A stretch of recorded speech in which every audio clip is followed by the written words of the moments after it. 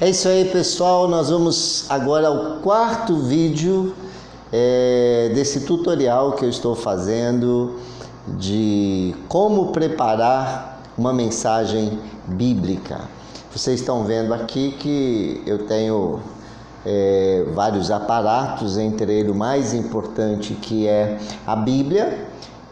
Revendo rapidamente, nós vimos que o primeiro passo para preparar um sermão, um estudo bíblico é orar e orar. Segundo passo é ler intensamente, constantemente. Você não somente ter uma vida de leitura bíblica diária, constante, mas uma vez que você delimitou qual é o texto que você vai falar, ler várias vezes aquele texto.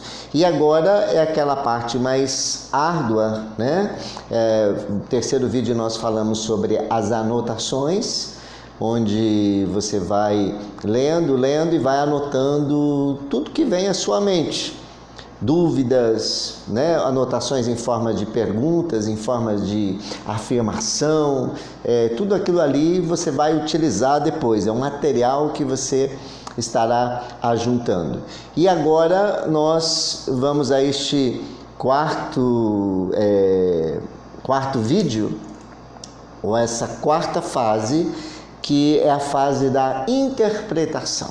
É nessa fase que você vai descobrir o tema da sua mensagem, qual será o assunto da sua mensagem. Eu estou aqui partindo de um pressuposto que você está pregando ou preparando uma mensagem expositiva, ou seja, você orou e você encontrou um texto bíblico e você quer expor, você quer pregar sobre esse texto bíblico. Então agora você vai para uma fase que nós chamamos de interpretação ou hermenêutica. Você vai fazer esta tarefa de descobrir o que exatamente esse texto está dizendo. O que ele disse às pessoas que primeiramente leram este texto, em que época ele foi escrito, para quem ele foi escrito. Quando a gente fala em hermenêutica, a gente está falando de interpretação da Bíblia. Quem se propõe a pregar precisa crescer nesta arte da hermenêutica, nessa arte de interpretar um texto. Há muitos erros crassos, muitos erros grosseiros por parte de pregadores e pastores na interpretação da Bíblia. A dificuldade da interpretação da Bíblia se dá pelo fato de que a Bíblia ela não é um livro, um conceito moderno que nós temos de livro. A própria palavra Bíblia, ela vem da palavra biblioteca, ela designa uma quantidade de livros ou vários livros.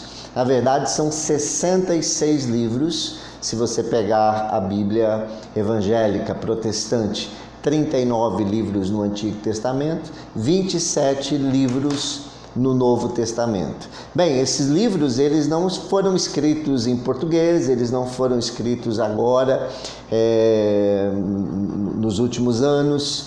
Este livro, ou estes livros que compõem a Bíblia Sagrada, não tiveram um único autor, eles foram escritos em 3 línguas, grego, hebraico e aramaico.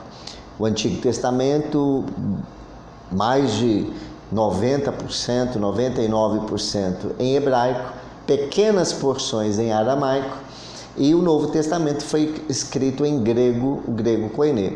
É lógico que nós temos hoje excelentes traduções da Bíblia, que você não precisa saber grego, você não precisa saber hebraico, aramaico. Nós temos aí traduções que você pode ler com toda a confiança que estará lendo aquilo que foi escrito lá, que contém lá os escritos nas línguas originais. Mas você precisa entender que a Bíblia, a sua composição, desde o primeiro livro até o último livro, você tem um espaço de tempo gigantesco. São mais de 1000 anos entre o primeiro livro e o último livro. A Bíblia ela foi escrita em diversos locais, né? Em vários países. Os escritores escreveram boa parte ali na Palestina, né? Na Terra Santa, mas muitos escritores escreveram no exílio, escreveram na Babilônia, escreveram em outras partes que não ali somente na Palestina ou na Terra Santa, em Israel. Então um espaço de mais de 1000 anos e vários escritores.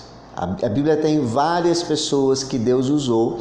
Cremos que Deus é o grande autor, Ele inspirou todos estes. A Bíblia ela tem uma origem divina, mas ela se materializa através de pessoas que têm o seu estilo, o seu jeito de falar, o seu jeito de escrever, a sua cultura.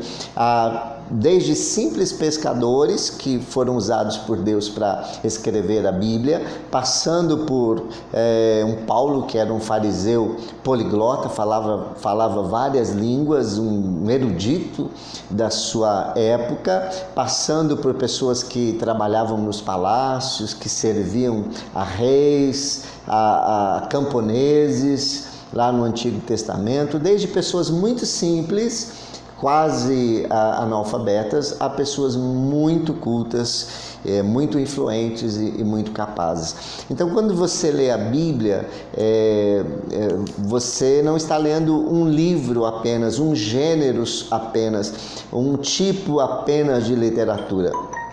Você vai encontrar na Bíblia livros históricos, livros proféticos, livros poéticos. Então tem poesia, tem história, os evangelhos. Você vai encontrar diversas formas de metáfora, de comparação, várias figuras de linguagem na Bíblia, que quando você vai então interpretar a Bíblia, você tem que ter um conhecimento dessas figuras de linguagem, de interpretação. Você precisa conhecer um pouquinho disso. Um mínimo de leitura. A pessoa que vai interpretar a Bíblia tem que gostar de ler, ler muito, ler bastante, para poder ter este conhecimento. Então a Bíblia, são mais de 40 homens foram usados, 3 línguas, um espaço de mais de 1000 anos entre o primeiro livro e o último livro da Bíblia. É importante então que você tenha isso em mente ao interpretar a Bíblia. No começo, depois que você passou por aquela fase de anotação, de pesquisa, é importante que você se valha de outros estudiosos competentes, teólogos, conhecedores, pastores, conhecedores da Bíblia, para validar sua interpretação, né? Você leu ali, entendeu, procurou entender aquele texto, aí por isso você agora vai fazer uso de um comentário bíblico para verificar se aquela interpretação que você está dando àquele texto é correto. Então você tem que saber que tipo de literatura eu tenho. Eu estou lendo um salmo, é um livro poético. Eu estou lendo o livro de 1 Reis, 2 Reis, é um livro mais histórico. Eu estou lendo o livro de Isaías, é um livro profético. Eu estou lendo Apocalipse, né? Já é um livro com outro tipo de linguagem, né? Uma linguagem apocalíptica. As cartas de Paulo, as cartas gerais, as epístolas gerais, então já é um outro tipo de literatura. Isso você tem que ter em mente ao interpretar a Bíblia, né? Isso é uma coisa que você vai adquirindo com o tempo, essa habilidade de interpretar. E nessa fase, então, você vai fazendo a interpretação e você vai anotando. Por exemplo, você vai pegar o Salmo 1. Eu gostaria que você começasse fazendo esse exercício, pegando o Salmo 1. E aí, dentro deste Salmo, você vai, então, orar, ler várias e várias vezes este salmo. É um salmo. O salmo ele tem uma literatura poética, e então você vai ler várias vezes. Você vai começar a anotar, por exemplo, nessa anotação e nessa leitura você tem que descobrir qual é o tema, do que se trata o Salmo 1, ou quais são os temas que se expõem aqui. Quando você lê o Salmo 1, ele começa: como é feliz aquele que não segue o conselho dos ímpios. Ele já logo de início fala, já lança um tema aqui, o tema felicidade. Como é feliz, ou na versão antiga, se você ler, bem-aventurado. Você vai ter que agora, você pode até anotar isso aí, como é feliz ou bem-aventurado, e ver se esse termo se repete, se ele é importante naquele texto, porque ele pode estar, isso aí pode ser um indicativo de que o assunto do Salmo seja a felicidade, né? Qual é a verdadeira felicidade? Então esse é um tema que você já encontrou aí no texto, né? Então ele vai falar sobre o justo e sobre o ímpio. Então você vai, o que é o ímpio? Pesquisa isso no dicionário. O que é o justo? Então anota lá, justo, ímpio. Essa é a fase de anotação. Você vai encontrar ali um tema que é relativo à palavra, meditar na lei do Senhor, a satisfação, ter alegria com a palavra de Deus. Você vai encontrar outros temas como conselho, lei do Senhor, árvore plantada, frutos, prosperidade, palha, aprovação de Deus. Tudo isso aí está neste primeiro salmo. Quem é o justo? Qual é o resultado de uma vida justa? Qual é o segredo da felicidade? Nessa pesquisa, nessa leitura, nessa interpretação, você está tomando nota das palavras, das expressões, pesquisando, aí já está surgindo o tema do texto, ou os vários temas que um mesmo texto pode ter. E aí você vai, então, dentro desse tema, escolher, né, quais são os temas que você vai pregar sobre ali naquele texto. Por exemplo, no Salmo 1, um tema poderia ser quais os resultados de uma vida justa, ou quais os resultados de uma vida, qual é o resultado da vida do justo, né? Como o Salmo está comparando o ímpio com o justo. E aí você já, no próprio texto, já vai ver alguns resultados, já começa a nascer os pontos de um sermão, né? O justo, ele é feliz, ele é bem-aventurado. O justo, ele é firme, ele é como uma árvore plantada, né? E o justo, ele é próspero. Ele dá o fruto na estação própria. E o justo, ele é aprovado, né, pelo Senhor. Os ímpios, eles são reprovados, mas o justo, ele é aprovado. Então, daí você já tira 3, 4 pontos de uma mesma mensagem, ok? Então, essa parte de interpretação, você pesquise um pouco mais, leia um pouco mais.